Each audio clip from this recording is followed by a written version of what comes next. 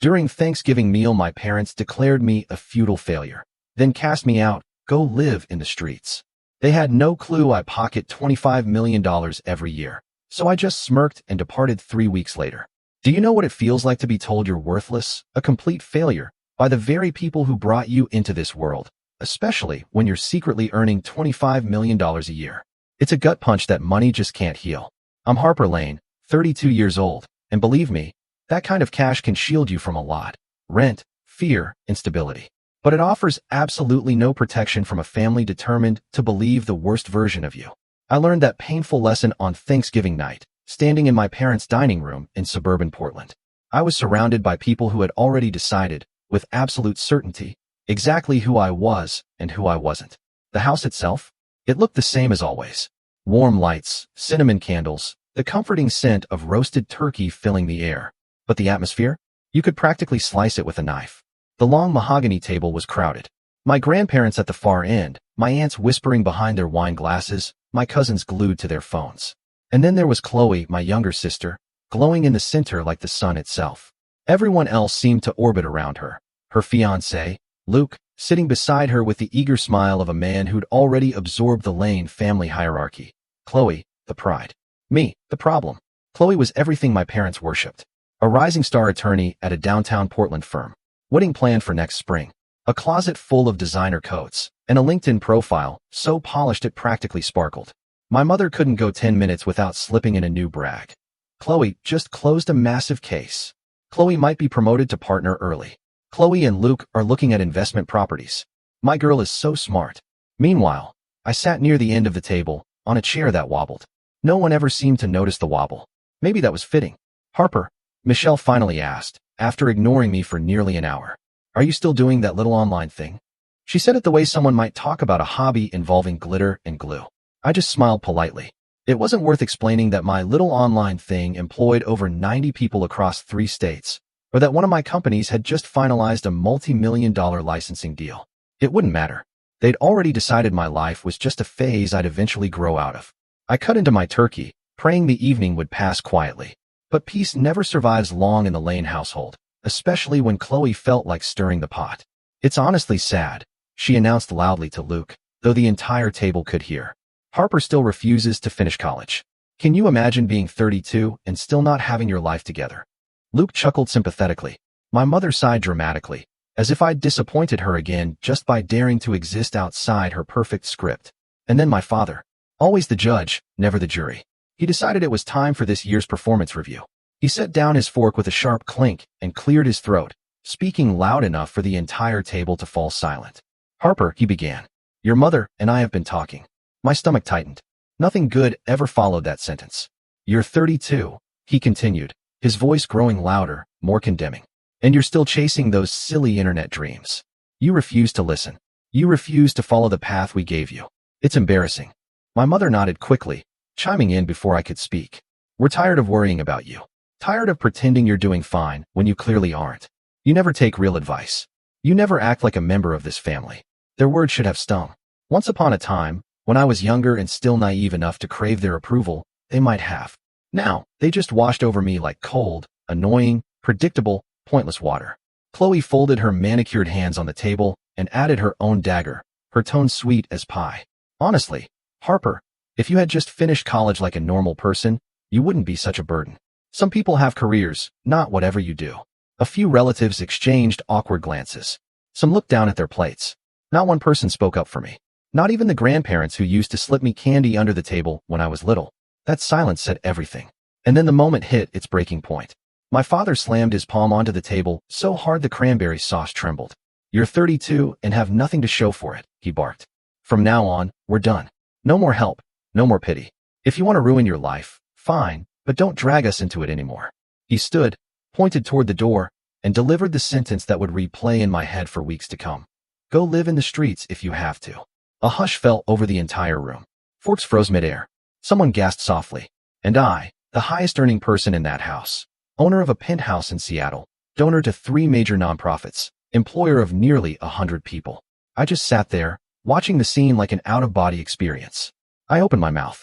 For one reckless second, I nearly said it. I make more than everyone at this table combined. But I didn't. What would be the point? They weren't interested in the truth. They were interested in the version of me that made them feel superior. So instead, I took a slow breath, pushed back my chair, and stood. If that's how you feel, I said quietly, I won't get in your way. My father looked shocked that I didn't argue. My mother blinked rapidly, clearly expecting tears. Chloe wore a half smile, like she'd won something. Without another word, I grabbed my coat from the back of the chair, walked past my family, and stepped out into the cold November air. The wind cut through my sweater, but it felt cleaner than anything inside that house. As I walked down the driveway toward my car, I whispered the truth only to myself.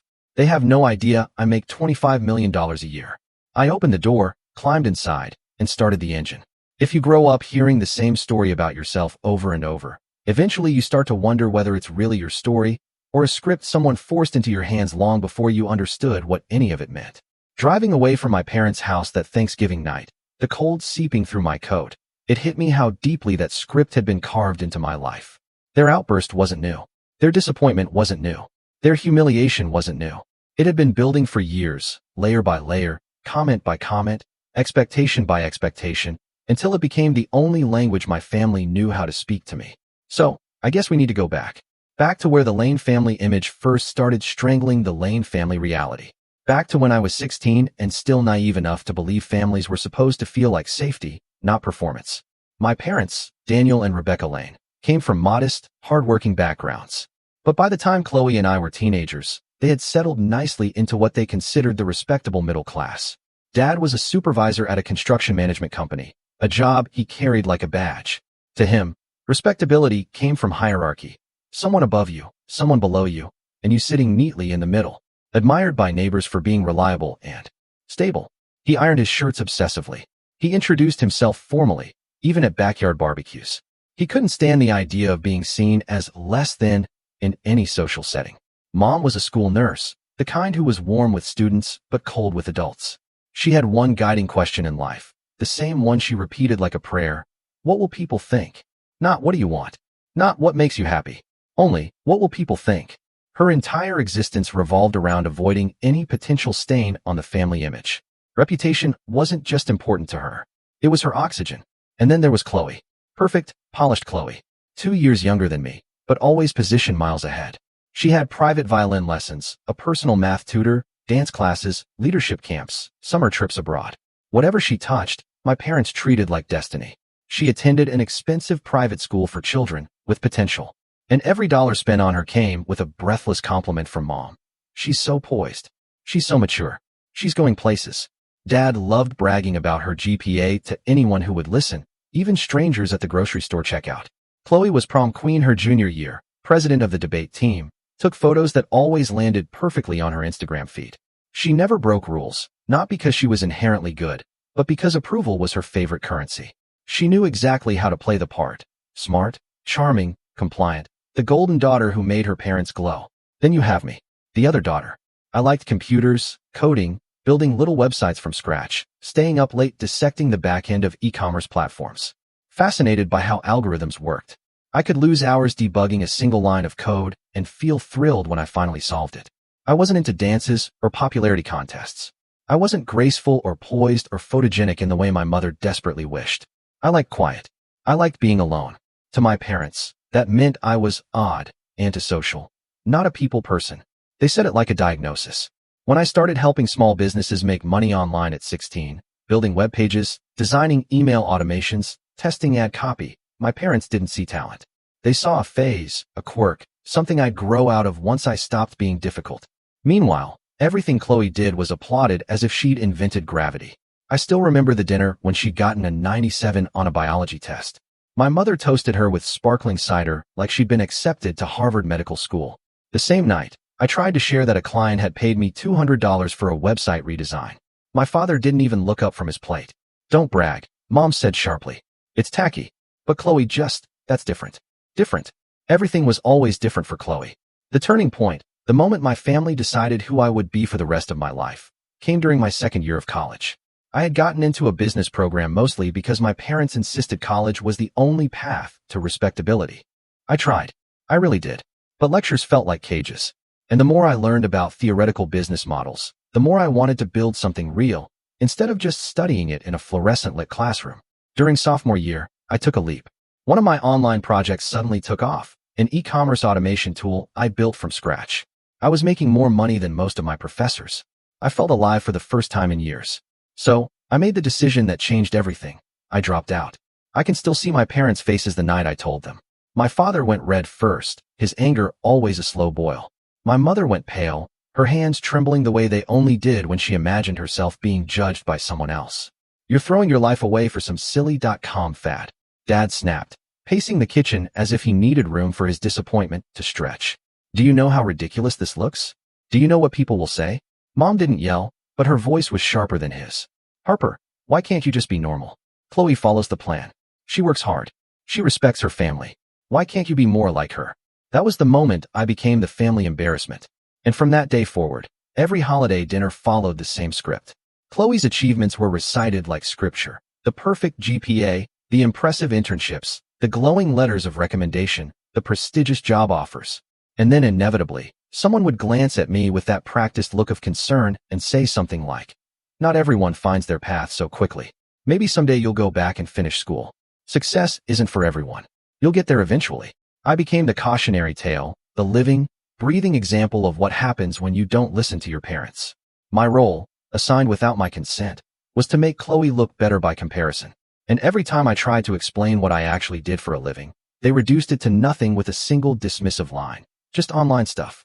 When I was 18, standing at a bus stop with nothing but a laptop that overheated every 2 hours and a stubborn belief that the internet could change my life, long before it changed anyone else's mind, after dropping out of college, I moved into a tiny studio apartment the size of a storage closet. The walls were so thin I could hear my neighbor sneeze, and my kitchen counter shook when the bus rolled by outside.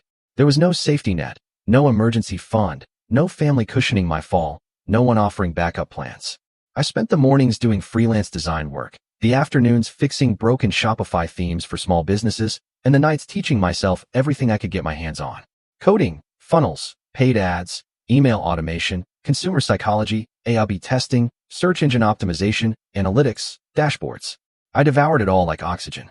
My 20s were a blur of glowing screens, cheap coffee, and too many notebooks filled with scribbled flowcharts. I worked 2, sometimes 3 jobs at once. Freelance in the morning, consulting for a struggling startup in the afternoon, then staying up past 3 a.m. building software tools I wasn't even sure anyone would want. I lived on instant ramen, microwave vegetables, and whatever leftovers clients handed me after late-night meetings. The hustle wasn't glamorous. It was survival, but it was mine. And what mattered most was that I never, not once, asked my parents for $1. I refused to give them the satisfaction of saying, "I told you so." If I failed, it would be on my own terms. Not because I crawled back home begging for money. So, I worked and worked and worked. The turning point came when a small, nearly unknown skincare brand reached out asking if I could help them fix their website. Their revenue at the time was barely covering expenses, but I saw potential. A great founder, a good product, and terrible digital systems. I optimized their backend, built a subscription retention engine, set up automated email flows, restructured their ads, and redesigned the entire website myself. In 6 months, revenue quadrupled. In a year, they crossed 7 figures. In 18 months, they hit 8. Instead of a flat fee, I had negotiated a tiny slice of equity and a revenue share contract that everyone else thought was pointless at the time. That one decision changed everything. The first time I saw the payout hit my account, I sat on my bedroom floor and cried. Because it felt unreal. Like the first moment someone in the world had said, "You were right to believe in yourself." That success rippled outward. Other brands reached out, founders talked, my inbox filled. Suddenly, I had more work than one person could handle. So, I did what terrified and thrilled me. I started hiring. First a designer, then a media buyer, then a data analyst, then a development assistant. And just like that, my one-woman operation turned into a real agency, Lane Digital Systems, specializing in e-commerce automation and performance growth. But I didn't stop there. I created a SaaS tool that automated customer retention for Shopify stores. Originally a passion project I built at 2 a.m. while eating cold pizza, I launched it quietly, expecting maybe a handful of clients. It exploded. Within 6 months, it had thousands of paying users. Within a year, it became the backbone of half a dozen mid-sized brands. From there, everything scaled. 3 more companies branched out under my umbrella, one specializing in AI-driven ad optimization, another offering white-label automation systems for agencies, and a consulting firm for founders transitioning from 6 to 7 figures. With each year came new income streams, licensing deals, subscription revenue, retainer contracts, data partnerships. I diversified as aggressively as I worked. By the time I turned 30, Lane Systems had grown into a quiet empire that no one outside my clients, partners, and employees really knew existed. I built it intentionally that way, under the radar, private, controlled. Now, at 32, my life looked nothing like the failure narrative my parents clung to. I lived in a penthouse overlooking the Seattle waterfront, paid in full, bought before my 30th birthday. Floor-to-ceiling windows, a home office with custom-built screens, and a private server rack. A balcony with a view of the ferries gliding across Elliott Bay. I had a real estate portfolio of rental homes in Washington, Oregon, and Texas. I had a stock account that my younger self wouldn't have believed, even if she saw the numbers herself. And each year, after expenses, investments, payroll, and taxes, my personal profits still hovered around $25 million. But none of that, not one part of it, was known to my parents. They had absolutely no idea. Part of it was practical. The second they smelled money, they would have tried to control it, claim credit for it, or tap into it. My parents loved two things above all else, Chloe and image. If they knew I made millions, they would have twisted my success into something that made them look good. We raised her, right? We always knew she was smart, and then used it to boost Chloe even further. But the bigger part? They simply never asked. They didn't ask what I did. Didn't ask how my work evolved. Didn't ask about clients, projects, tools, teams, anything. Every time I tried to explain in the early years, they shut me down with the same lines. It's not a real career. It's unstable. It's not respectable. Eventually, I stopped trying. So, I told them I did marketing, freelance, online stuff, website consulting, vague enough to avoid questions, boring enough to shut down further conversation. And Chloe? She didn't care what I did. She only cared that whatever it was, it put her above me in the family hierarchy. She never once, not once asked, "How's your business? What are you building? What are you excited about?" My success had no place in the image they curated, so it simply didn't exist to them. Looking back, maybe that was my first mistake. I thought if I kept my world separate from theirs, I could avoid the emotional fallout that exploded that Thanksgiving night. But hiding didn't save me from being misunderstood. It only allowed them to cling to their outdated version of me. Still, I wouldn't change it. Because building everything on my own, without their praise, their help, their money, or their belief, made every victory sweeter. Every milestone felt earned. Every risk felt worthwhile. And ironically, every single assumption my family made about me only pushed me harder. Maybe some part of me did work those late nights just to prove them wrong in the quietest, most powerful way possible. Not with words, not with arguments, but with results. Results they would one day see, not because I showed them, but because the truth had grown too big for their small opinions to contain. They thought I was a cautionary tale. They didn't know I was becoming the person their future would depend on. And in 3 weeks, they would learn exactly how wrong they had been. The drive back to Seattle that night felt longer than it ever had before. Maybe it was the cold, the kind that seeps into your bones and sits there, refusing to leave. Maybe it was the silence. Maybe it was the way my father's voice, "Go live in the streets if you have to," kept echoing in the back of my skull like a song stuck on repeat. I had heard harsh words from them before, but somehow, hearing it on Thanksgiving, in front of an entire table of relatives, landed differently. Not sharper, not more dramatic, just final. By the time I pulled into the parking garage of my building in Seattle, my fingers were stiff from gripping the wheel. I took the elevator up, my reflection blurry in the metal doors. And when I stepped into my penthouse, the scent of cedar and lemon cleaner hit me. A smell that always meant home. Real home. Floor-to-ceiling windows wrapped around the living room, revealing the waterfront glittering under the city lights. Ferries drifting across the dark water like slow-moving lanterns. The hardwood floors, the minimalist furniture, the soft hum of the heating system. Everything felt warm, calm, intentional. It was a stark, almost painful contrast to the words I'd left behind. Go live in the streets. I kicked my shoes off and let them land wherever they wanted. Then walked to the balcony door, pressing my palm against the cool glass. From 30-something stories up, the world looked peaceful. No judgment. No disappointed sighs. No Chloe smiling with that patronizing pity she'd perfected since we were teenagers. My parents had no idea this place existed. No idea what my life looked like outside their narrow lens. If I had shown them this home, they would have found a way to ruin it. Criticizing the view, the cost, the location, the choices. That was the thing about toxic families. Even your wins were treated like disappointments. I showered, made chamomile tea, and tried to sleep, but my mind wouldn't let me. Their voices replayed again and again until the words blended into noise. Useless, embarrassing, still chasing silly internet dreams. It was ridiculous, irrational. I knew better. I knew what I'd built. I knew the lives I employed, the millions in revenue, the systems I created that kept entire companies running. But even when you grow up and build an empire, something in you always remembers being 16, sitting at the dinner table, getting compared to the golden child who could do no wrong. I slept maybe 3 hours. And then came week 1. No calls. No text messages. Not even a passive-aggressive email disguised as concern.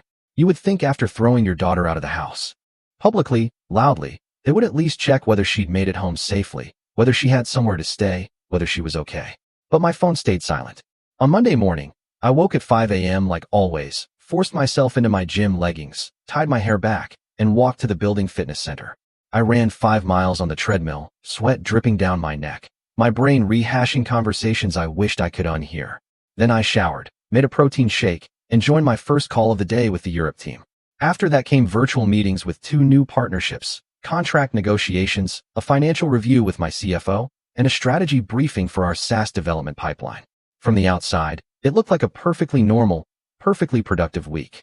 But I felt hollow, like someone had scooped something out of my chest and left the space empty. Not broken, not devastated, just blank. I kept catching myself thinking the same thought over and over. I could buy their house with last month's profit. And yet, somehow, their words still stung. Why did it still hurt? Why did any of it matter? I had left behind their version of success years ago. I had built something extraordinary, something real, something mine. Yet the emotional bruises from childhood didn't fade just because your bank account grew. Money didn't erase the part of you that once begged to be understood. On Thursday around lunchtime, I opened Instagram while waiting for my food to heat up and felt my stomach sink.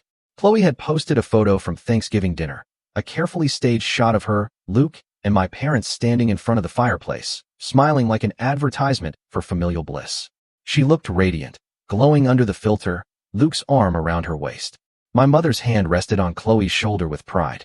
My father stood tall, smug, content. The caption read, "So grateful for family and new beginnings," with a heart emoji. My name wasn't mentioned. Not even a vague, "Wish everyone could have been here tonight," or "Missing a few people, but still thankful." It was as if I had already been erased from the family tree. They looked whole, complete, without me. The comments were full of compliments. "Beautiful family. Such a blessed Thanksgiving. So much love here. Congrats on the engagement." I turned off my phone. That night, while brushing my teeth, memories pushed themselves to the front of my mind like unwelcome guests. Other holidays, other dinners, other nights where the message had been the same, just delivered softer. Like the Christmas when Chloe got the big guest room and I got the sofa. Because you don't mind, right, Harper? Chloe needs good rest for her college interviews. Or the Easter when my aunt tried to set me up with her neighbor's son because you really need someone stable in your life. Or the 4th of July barbecue when another cousin asked me with the same gentle condescension I'd heard my entire life, "So, when will you get a real job? Something, respectable." Even the seating arrangements told a story. Chloe always sat in the best spots, in the center where the family could admire her. I always ended up on the folding chair at the corner next to the pantry door. I used to think it was coincidence. Now I wasn't so sure. Pattern. It was all a pattern. And now Thanksgiving had simply been the loudest repetition of what had already been whispered for years. On Saturday afternoon, I found myself standing by the window, staring out at the water again. Cargo ships moved slowly across Puget Sound, sunlight catching on their hulls. I realized then that what I was feeling wasn't heartbreak. It wasn't shock. It was recognition. They hadn't changed. They'd never changed. What happened at Thanksgiving wasn't a break from the norm. It was the norm, just sharpened and magnified. The same dynamic. The same script. The same hierarchy. Chloe shining at the center. Me pushed to the edges, judged for refusing to follow their blueprint. But for the first time, instead of trying to fit their mold, I understood something far more important. Week 2 didn't begin with anger. It began with disbelief. The kind of stunned, quiet disbelief you feel when you realize that even after everything, your family isn't done hurting you. You think the worst moment was the night they told you to go live in the streets. But somehow, the real damage doesn't come from the shouting. It comes from the stories they tell about you afterward, when you're not there to defend yourself. It was early Monday morning when my phone buzzed while I was reviewing a proposal from one of our European partners. The message came from Megan, my cousin on my mom's side, one of the only people in the family who treated me like a real human being, rather than a cautionary tale. Megan was 2 years younger than me, a graphic designer living in Portland, and she had a habit of sending texts like tiny emotional temperature checks. Her message read, "Hey, just checking. Are you okay? I heard something weird." I replied, "Define weird." 3 dots pulsed, disappeared, then came back again. "Your mom told everyone at church you're couch surfing with friends in Seattle because your little online project failed." I stared at the message for a long time, feeling a strange mix of amusement and pain twist in my chest. Couch surfing. Failed project. Of course. It wasn't enough that they kicked me out. They needed a story that made them look like the benevolent, heartbroken parents who had tried everything. I typed back, "I have 4 bedrooms and no couch surfers, but good to know." Megan sent back a supportive curse word, then added, "I'm sorry. They're making you sound like some lost stray. It's gross." I thanked her, but the truth was the sting landed deeper than I expected. Because it wasn't new. This was how my family operated when faced with something uncomfortable. They rewrote reality until they became the heroes and I became the problem. Over the next few days, more pieces of their narrative trickled in through people who cared enough to warn me. Apparently, my mother had stood in the middle of her church group. One of those weekly circles filled with women who traded prayer requests and gossip with the same breath, and sighed heavily as she painted a portrait of her wayward, stubborn daughter.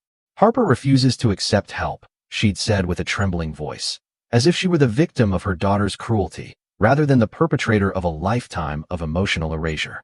"She's lost. She keeps chasing these online schemes. We had no choice but to let her fall so she can learn." Let her fall. As if they hadn't shoved me first. By Wednesday evening, Megan sent another update. A photo, snapped discreetly from behind a row of chairs. In it, my mother stood in front of a small circle of women, clutching her sweater like a grieving widow. The women around her leaned in, nodding sympathetically, comforting her, validating her pain. The caption Megan added under the photo was, "I'm sorry. This is the performance she's giving."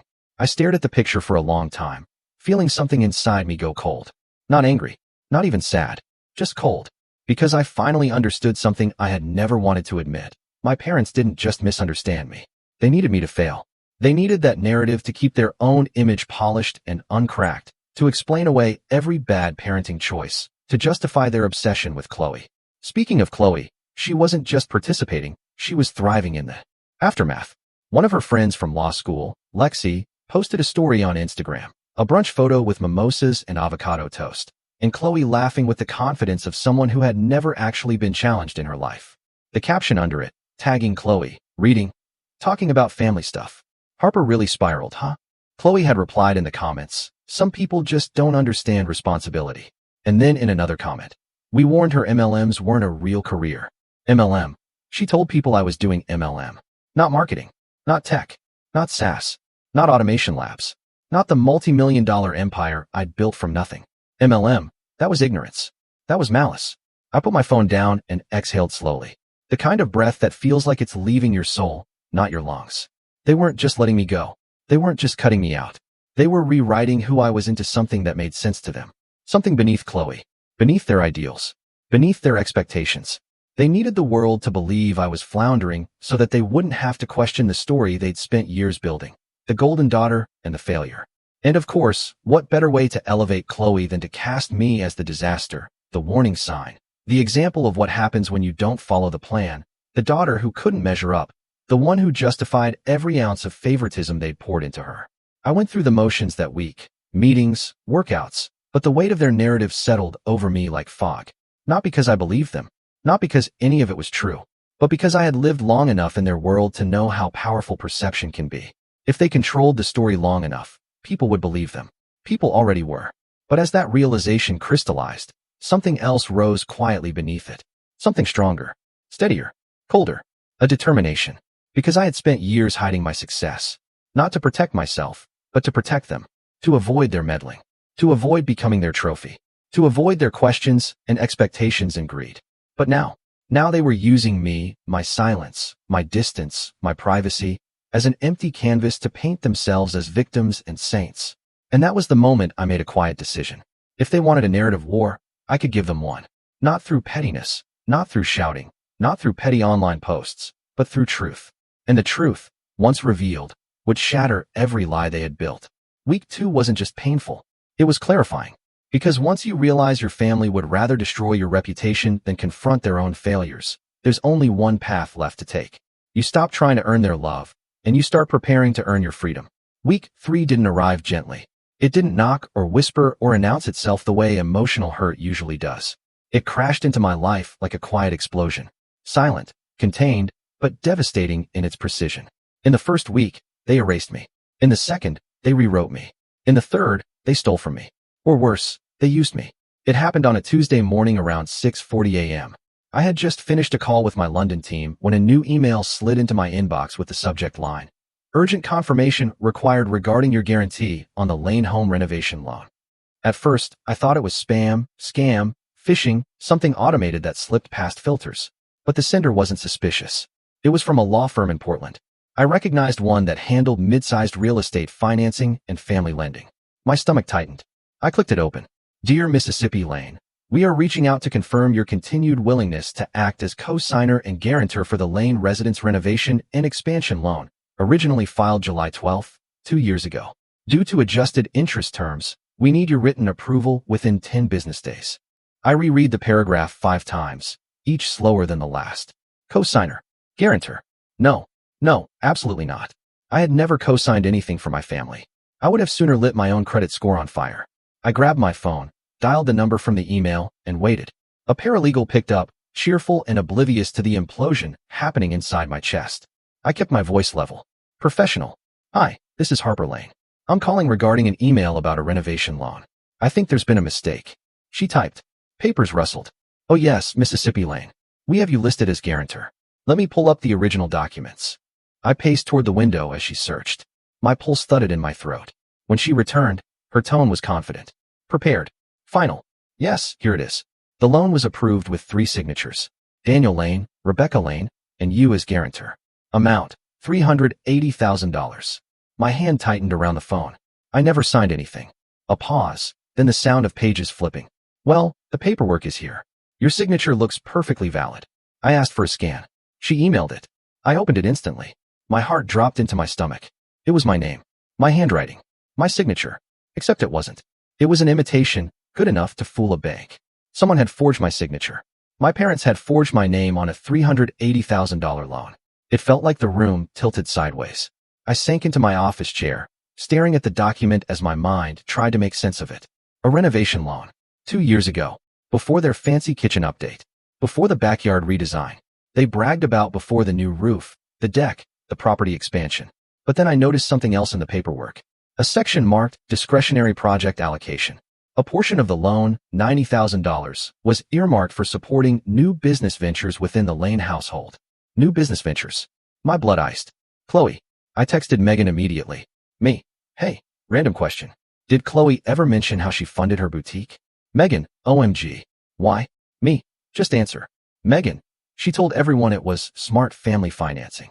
Said your parents believed in her vision." Why? Me. "Did she say that at Thanksgiving?" Megan. "Yep. Your dad bragged about it. Our Chloe is on track to open her own practice. Family teamwork makes dreams work."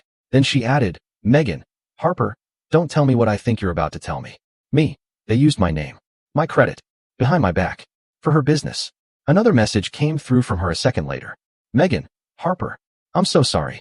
That's unbelievable." It wasn't unbelievable. That was the worst part. It was exactly believable. Because this was the pattern, too. Them investing in Chloe at all costs. Them sacrificing anything, anyone, for her success. Them treating her dreams like destiny and mine like mistakes.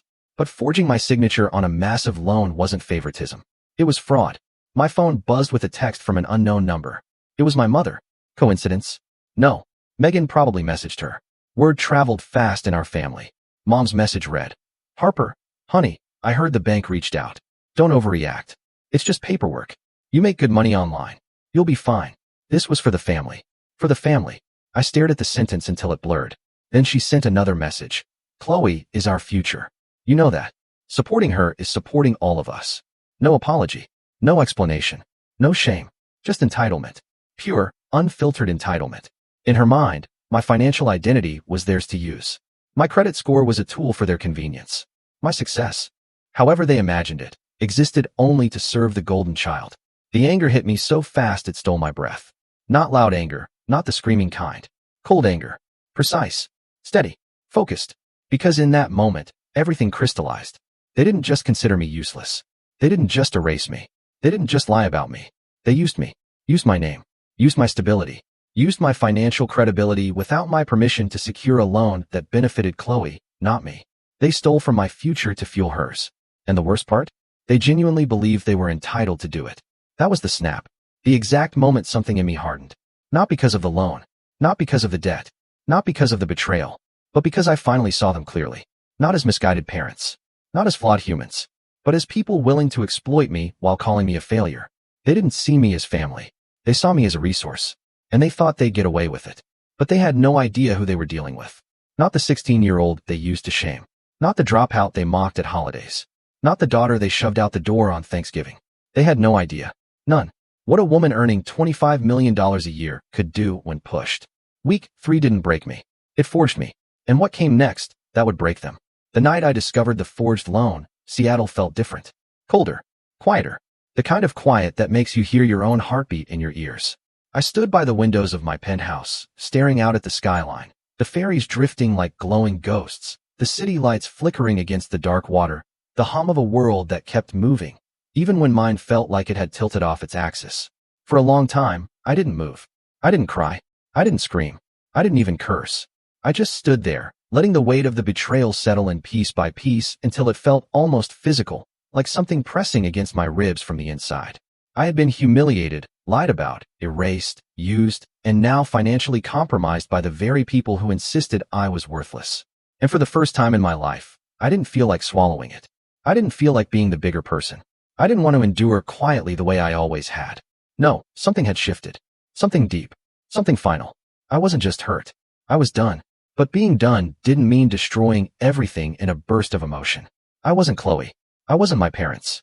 I didn't operate on impulse or performance or ego. If they wanted to play with my identity, my credit, my name, then I had to respond in a way that ensured they would never get another chance. This wasn't retaliation. It was survival. I grabbed my laptop, opened a blank document, and typed one word at the top, plan. Then I poured myself a glass of water, sat at the dining table, and started listing every step I needed to take. Not out of anger, but out of cold, calculated clarity. Step 1, law. Before anything else, I needed legal protection. My signature had been forged on a massive loan. That wasn't just unethical, it was a crime. The next morning, I contacted a high-profile attorney I'd worked with on corporate contracts. She specialized in financial fraud, identity misuse, and high-stakes disputes. Once we were on Zoom, I sent her the scanned loan documents. Her eyebrows lifted. "Harper, this is blatant forgery. Whoever did this wasn't even subtle." "I know," I said quietly. "We'll file a fraud affidavit with the bank immediately," she continued, eyes sharp.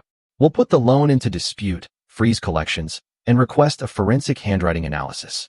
We can also request security footage from the branch from the date this was supposedly signed." I exhaled for the first time that day. And if it was my parents? She didn't flinch.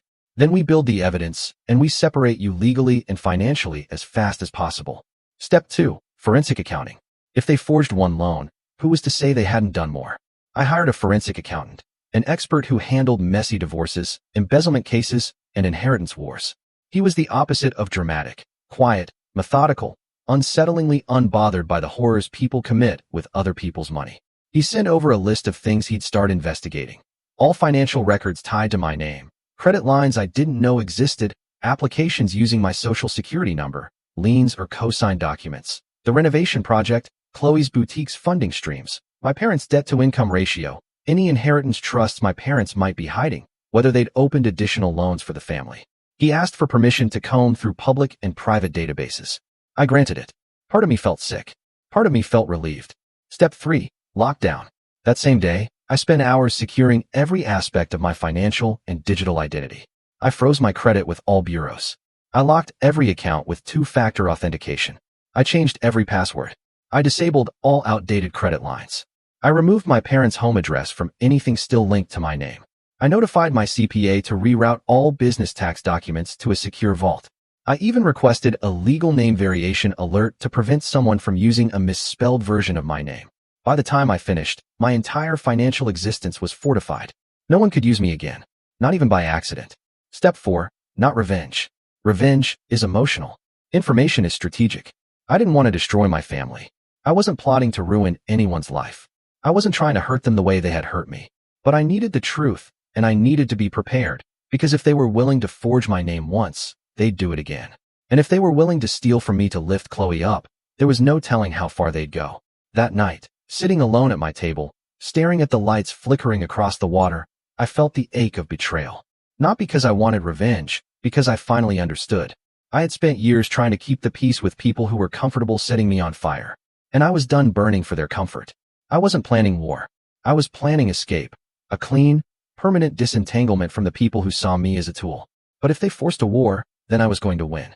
Not with rage, but with evidence, strategy, timing, and the truth. I closed my laptop, leaned back, and whispered to the empty room. They already set the house on fire. I'm just making sure I don't burn with it. And that was the moment the long game began. Week 4 didn't feel like recovery. It felt like ignition. Like something inside me finally clicked into place, sharp and certain, after years of being sanded down to fit a narrative that was never mine. Once the legal work was in motion and the forensic accountant began peeling back layers of my family's finances, something unexpected washed over me. Focus. Not the frantic, survival-focused intensity of my early 20s. Not the numb productivity of week 1. But a deeper, cleaner, more powerful focus. The kind you get when you stop apologizing for your existence. I dove back into work with a clarity I hadn't felt in months, maybe years. I woke up at 4:05 a.m. instead of 5. I beat the sunrise to the gym. I hit my stride before my team even logged on. It felt like I'd shed a skin I didn't realize I'd been trapped in. The pain of the third week sharpened something in me, honed it, stripped away the last pieces of hesitation. Harper rebuilds her power, but quietly. Within days, I was deep into expansion plans I had previously put on hold. Not because I wasn't ready, but because I had been distracted by the fantasy that one day my family would see me differently. Not anymore. I greenlit the opening of a satellite office in New York to cater to our East Coast clients. At the same time, my operations lead in Austin finalized a lease for a second hub, an innovation studio focusing on AI integrations for retail automation. It had been an idea sitting in my notebook for months, waiting for the right time. Apparently, betrayal creates perfect timing. Within 2 weeks, we secured a partnership with a major retail conglomerate, a deal worth 8 figures over 3 years. I flew out to their headquarters, walked into a glass boardroom overlooking the city, and met with friends and founders. Nervous? They didn't know about my family drama. They didn't need to. They saw competence, strategy, execution. The version of me my parents refused to see. Recognition, but on my terms. Success attracts attention. The same week the retail deal became official, I was invited to appear on a top-tier podcast for women in tech and entrepreneurship. The host, a well-respected figure in Silicon Valley, asked questions no one in my family had ever asked me. How did you stay disciplined in your early 20s? What would you tell younger women who are underestimated? What's the biggest misconception people have about your field? Misconception? Easy. That it's not real until someone else deems it legitimate. She nodded with quiet understanding. Then came a feature request from a major business magazine. They wanted to spotlight under 35 female founders who had built multi-million-dollar companies quietly, without venture capital. I accepted, but with one condition: no mention of my family, no names, no backstory that tied me to them. My achievements didn't belong to them, and I wasn't going to give them the satisfaction of co-opting my newfound visibility. Then the investigator's report dropped. It arrived on a Friday night, a folder of PDFs, spreadsheets, asset breakdowns, and reconstructed financial histories. I poured a cup of tea, sat on my couch, and opened the first file. And then the next. And then the next. With every page, my jaw tightened. My parents were drowning. Their renovation loan was months behind schedule. The interest was snowballing. Their house, the one they kicked me out of, was listed as collateral. Dad's business, Lane Home Remodeling, had been bleeding money for over a year. Bookings were down, suppliers unpaid, tools aging, contracts falling through. They were 3, maybe 4 months from default. And then there was Chloe. Her boutique, her practice, her pride, her statement to the world was hemorrhaging cash. The storefront she rented was in a high-cost arts district. Her branding was gorgeous. Her marketing was flawless. But the business fundamentals? Rotten. Her expenses were double her revenue. She'd hired too many people too soon. She was behind on payroll, behind on taxes, behind on everything. And worst of all, a massive portion of the renovation loan, tied to my forged signature, had been quietly funneled into Chloe's failing business. The investigator included screenshots and bank traces. It wasn't incompetence. It wasn't an accident. It was deliberate. They were using my name, my financial identity, to prop up the golden child's collapsing dream. I didn't cry, didn't shake, didn't rage. I felt nothing at first. Then something else rose. A sharp, clean, dangerous clarity. The opportunity arrives. On Sunday morning, I received an email from a private equity firm I had invested with the previous year, a group specializing in acquiring distressed properties and failing small businesses. They wanted to offer me a first look at a new acquisition list before it went to public bidding. I opened the document. My heart stopped. There it was. Lane Home Remodeling, listed as a high-risk distressed asset, likely to default within 90 days. Collateral, the Lane family home plus adjacent property lot. And below that, under related holdings, a small commercial lease linked to a boutique spa/boutique practice owned by C. Lane. Chloe's business. Both drowning. Both tied to the same forged loan. Both about to collapse. The firm planned to purchase the assets at a steep discount, pennies on the dollar, then sell or reallocate them to new investors. I knew how this worked. I'd invested in deals like this myself. Quiet acquisitions, clean transitions, no emotion, just numbers. Suddenly, I saw the whole path unfold like a blueprint. If the loan defaulted, and it would. If the property went into distress, and it was. And if the firm acquired it, highly likely. I could step in as a silent investor. Own the house my parents worshipped. Own the business my father claimed was his legacy. Own the commercial lease Chloe bragged about. Own everything they leveraged my identity for. Not out of vengeance. Not out of spite. Out of consequence. Because they wrote me out of the family. They erased me. They stole from me. And now they were about to learn the most poetic truth. When you live off someone you call useless, you should pray they never realize their worth. I closed the email slowly. For the first time in my life, I didn't feel small. I didn't feel like the forgotten daughter, or the black sheep, or the disappointment. I felt powerful, silent, strategic, focused. This wasn't about revenge anymore.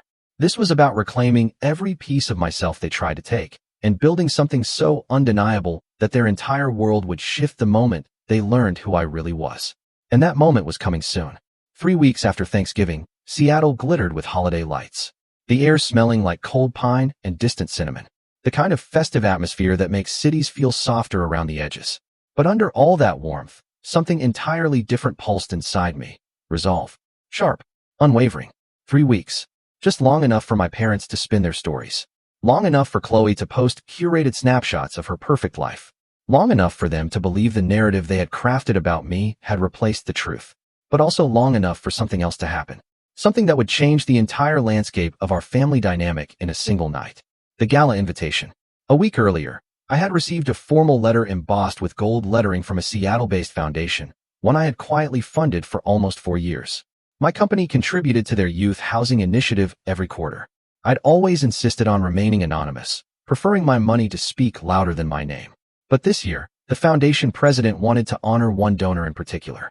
Someone who had given enough to build 2 new housing complexes for homeless youth and fund a scholarship pipeline for teens interested in tech.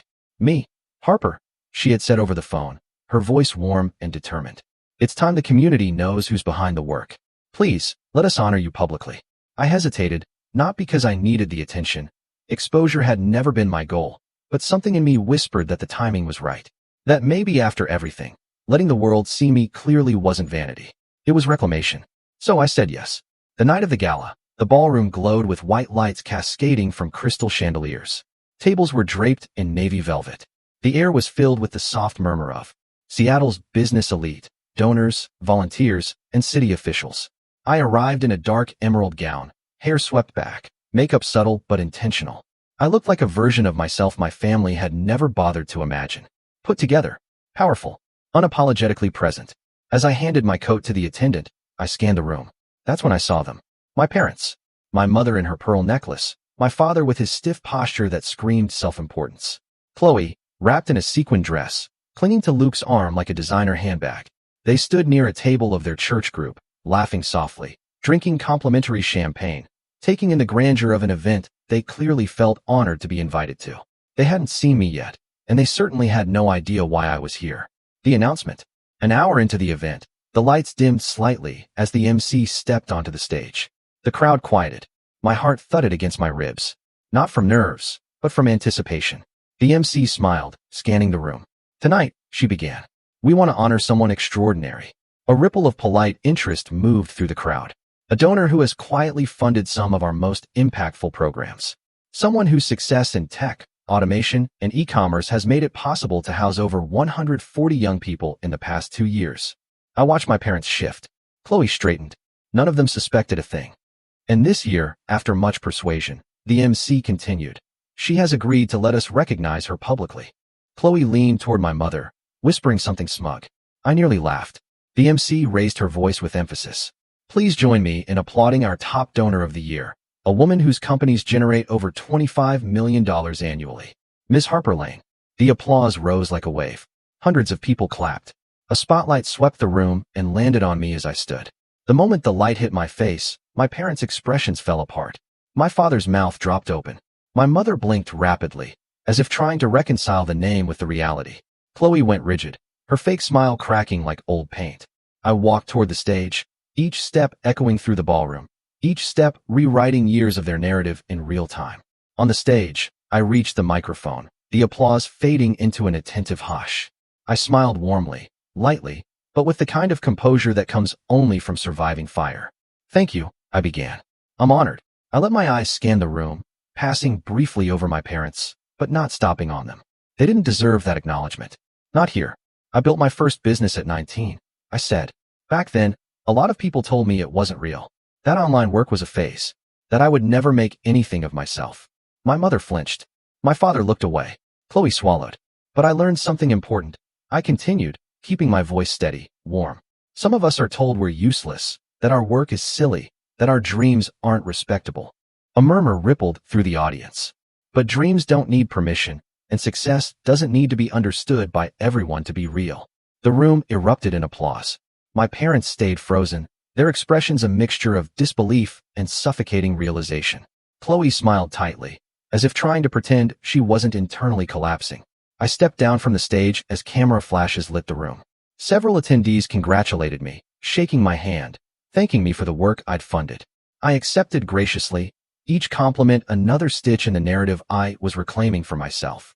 Across the ballroom, my mother finally broke out of her stupor. She fumbled for her phone, tapping furiously. My bag buzzed a minute later. Mom, Harper, why didn't you tell us? We're so proud of you. I stared at the message. Proud now? Now that they've been publicly corrected? Now that they realized their useless, failure daughter had been funding programs that their social circle admired? Now that their narrative didn't match reality anymore? I closed the message, left it on read, and slipped my phone back into my clutch. Because tonight wasn't about them. It wasn't about proving them wrong. It wasn't about validation. It wasn't about revenge. Yet, tonight was about taking back the story, showing the world who I really was, and reminding myself that I never needed their approval to shine. The financial reckoning, the real revenge, was still on its way. But this was the first strike. A public truth so undeniable it shattered every lie they'd built. And for the first time in my life, I wasn't invisible. I was undeniable. 3 weeks after the gala, the storm finally broke. Quietly. Exactly as I knew it would. Not with sirens or shouting or dramatic revelations, but with a simple email from my attorney at 7:12 a.m. Harper, the Lane home remodeling loan has officially defaulted. Foreclosure proceedings initiated. The investment group is moving forward with acquisition. I sat back in my kitchen chair, coffee warming my hands, and let the truth settle over me. It was happening. All of it. Exactly as the investigator predicted. Dad's business, Lane home remodeling, couldn't survive the debt load. His suppliers had pulled contracts. His remaining clients backed out. Payroll was overdue. And because the renovation loan was tied to the family home, the default triggered foreclosure on the house as well. The private equity firm I had quietly partnered with made their move immediately, sweeping in to acquire the distressed assets in a bundle. A deal that looked like just another portfolio transaction on paper. Professional, clean, legal, nothing personal. Except the majority investor behind that deal was me. The warehouse that held my father's tools. The small office on Maple Drive he bragged about for 20 years. The house where they told me to go live in the streets. All of it was now under a company whose beneficial ownership listed one name, Harper Elaine Lane. Not through malice, not through sabotage, through consequence, through cause and effect, through their own decisions. The meeting. I didn't want chaos. I didn't want screaming. I didn't want a showdown on their front lawn. No, that was Chloe's style. Dramatic, emotional, designed for sympathy. I wanted clarity, closure, boundaries. So, I had my assistant send a message, dinner invitation, business opportunity that could help the family. A location was attached, the nicest restaurant downtown. Neutral ground. Public enough to keep everyone civil. They agreed instantly, and when they walked in that night, it was like watching actors in a play. My parents approached with smiles too wide, voices too sweet. Sweetheart, my mother gushed, kissing my cheek like she hadn't told people I was couch surfing. We're so excited to see you. My father shook my hand like a man greeting a CEO. He desperately wanted to impress. We've heard amazing things, Harper. Just amazing. Chloe leaned close, her voice syrupy. That speech at the gala, incredible. We should totally collaborate. My boutique could help your brand clients create luxury experiences. I didn't correct her misunderstanding of what I actually did. It wasn't worth the energy. We sat. Drinks were poured. Polite conversation floated across the table like delicate bubbles, too fragile to touch. After appetizers arrived, I reached into my bag and placed a dark leather folder on the table. This, I said calmly, is why I asked you here. Chloe's smile faltered. My mother's eyes flicked to the folder like it was a snake. My father leaned back, crossing his arms. I opened it. Inside were printed documents. Clean, organized, irrefutable. I slid the first page toward my father. He read. His face drained of color. This is our shop, he whispered. This is our house, our property deed. This must be a mistake. It was, I corrected gently, but not the kind you think. My mother snatched one of the documents, scanning it so fast she didn't finish sentences. No, this can't be right. How did a private equity firm get the loan? How? The loan defaulted, I said. Your business couldn't cover the payments. The bank sold the debt. The firm bought it. I let the next sentence land slowly, deliberately. I am the controlling investor in that acquisition. Silence thickened the air until it felt heavy enough to suffocate. My father looked at me with a mixture of fear and disbelief. You bought us out? No, I said, shaking my head. You defaulted and the firm acquired what was left. Chloe swallowed hard, her voice thin. But why would you do this to us? We're your family. I let out a breath that wasn't quite a laugh. Why would I do this? I didn't force you to take a loan. I didn't tell you to forge my signature. I didn't run your business into the ground. I didn't funnel the loan money into your boutique. Chloe's eyes widened. You don't know that. I do, I said softly. I have the documentation. Her mouth snapped shut. My mother's eyes filled, not with remorse, but with anger. Harper, how could you embarrass us like this? How could you let strangers take everything we've built? This is cruel. I met her gaze. You forged my name on a loan. I reminded her, voice steady. You used my credit to fund a business I had nothing to do with. You told the world I was homeless. A failure. A burden. You told me to go live in the streets. My father's lips trembled. We were upset. We didn't mean everything we said. I know, I said. You meant worse. Silence cracked through the room again. Then I slid 2 more documents across the table.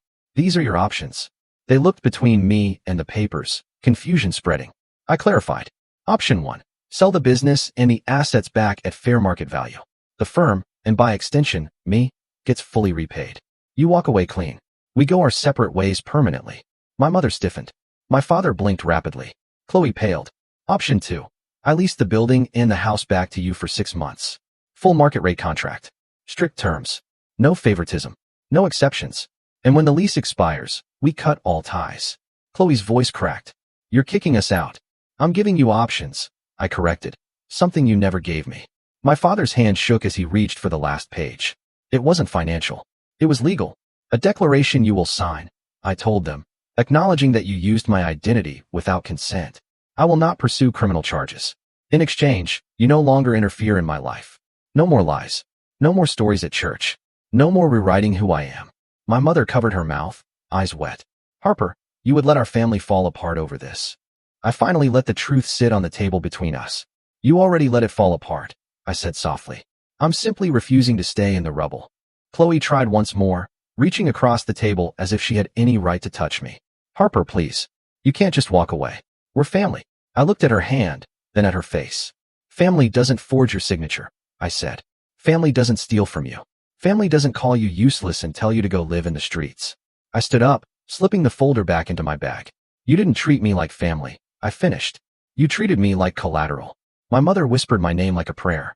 My father tried to stand. Chloe reached again, desperate. But I stepped back, and with calm, final clarity, I ended it.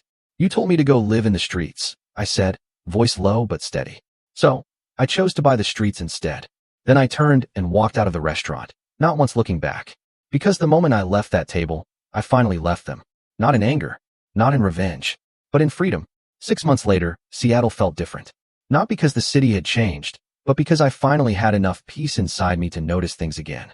The scent of salt water drifting up from the sound. The hum of ferries cutting across the horizon. the soft glow of cafe windows during early morning walks. For the first time in my adult life, the world didn't feel like something I had to fight just to exist in.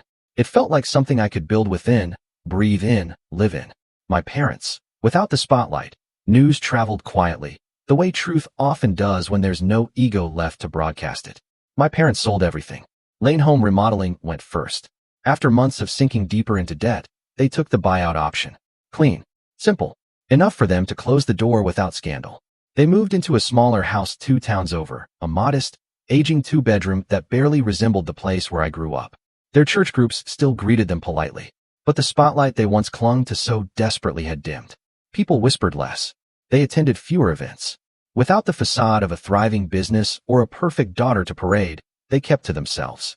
I didn't check on them, but people who cared about me did. Megan, my cousin, sometimes Jacob. They always delivered the updates gently, like handling glass that once cut my hands. They're quieter now, Megan told me once. Life humbled them, Jacob added. Maybe for the first time. Chloe. Without the golden path. Chloe's fall was quieter, but heavier. Her boutique closed once the funding pipeline from the renovation loan dried up. She tried to salvage it by downsizing, moving into a smaller space. But without a steady stream of borrowed money, the math didn't work. She tried to pivot. Styling, consulting, personal branding workshops. But clients stopped coming once the family name no longer signaled influence. Last I heard, she moved into a small apartment and started working part-time at a retail store while figuring out her next steps. She wasn't ruined, just forced into reality. Forced to build on her own legs, not on the scaffolding of favoritism. And honestly, that was the fairest thing that could have happened to her. My life in Seattle, a new definition of home. My townhouse overlooked the waterfront. Warm, plant-filled, lived in. A kitchen that always smelled like coffee. A reading nook by the big windows. A workspace with huge screens and sketches of new product ideas pinned to the wall. It didn't feel like a reward. It felt like something I'd earned long before I allowed myself to claim it. But the best part? The people inside it. My found family. My closest friends. The core members of my team. My mentor, an older investor who had taken me under her wing, not because of what I earned, but because she saw me. And the neighbors. The retired artist downstairs who brought homemade soup when she knew I was working late. The couple next door who invited me to their Sunday brunches. The barista who knew my order without asking. None of them cared who my family was. None of them used me as a cautionary tale or a prop. They just saw me, giving back, the way no one gave to me. I found myself drawn to young founders, especially the ones who had been dismissed by their families. Underestimated. Told their dreams weren't real careers. I became a mentor in a quiet, structured way, not to replace what I had lost, but to become who I needed when I was 20. Then I funded a scholarship program, small at first, designed for students cut off financially because they didn't follow the traditional path. Coding, entrepreneurship, design, e-commerce, fields where unconventional kids thrive. Every time I signed a document for a new grant, I felt a piece of my younger self straighten her shoulders. You're not wrong, she whispered. You were never wrong. Friendsgiving, a table where I finally belong. That November, I hosted Friendsgiving for the first time. It wasn't planned to be emotional. I just wanted people I loved around a table with good food and warm lights. But when everyone arrived, Jacob with his homemade pie, my mentor with a stack of handwritten cards, my team members with laughter and loud energy, I felt something shift in my chest. A fullness I had never felt at the Lane family table. Halfway through dessert, someone asked quietly, "Do you ever miss them?" The room fell silent. I thought about it honestly, took my time. Sometimes, I admitted, swirling my glass gently. I miss the idea of them. A few nods around the table. But I don't miss the version of myself I had to be around them. I don't miss being told my life doesn't count. The table seemed to exhale. A shared understanding. A shared release. Walking through what I built. A few weeks later, I walked through the commercial block that had once held my father's remodeling shop. The building had new tenants now. Small businesses run by people hungry to create something real. A bakery. A design studio. A small fitness space. The economic life blooming there didn't belong to the Lanes anymore, but it didn't belong to me either. It belonged to people building something from scratch. Honestly, ethically, passionately. I smiled, letting the winter air brush against my face. They wanted me to live in the streets, I thought. Instead, I invested in them. The final truth. Healing didn't come from revenge. It didn't come from buying businesses or turning tables or walking away victorious. Healing came from finally standing in a life I built without apology. A life not measured by their approval. A life that didn't rise or fall on their validation. A life where I finally stepped out of the line they forced me into. Because the truth is this: I didn't just survive being thrown out. I stepped out and built a life where their opinion doesn't pay the bills, doesn't define my worth, and definitely doesn't decide where I get to call home. What would you have done in my place when your family turned on you like that? I'd love to hear your thoughts and experiences in the comments below. Thanks for watching. Take care. Good luck.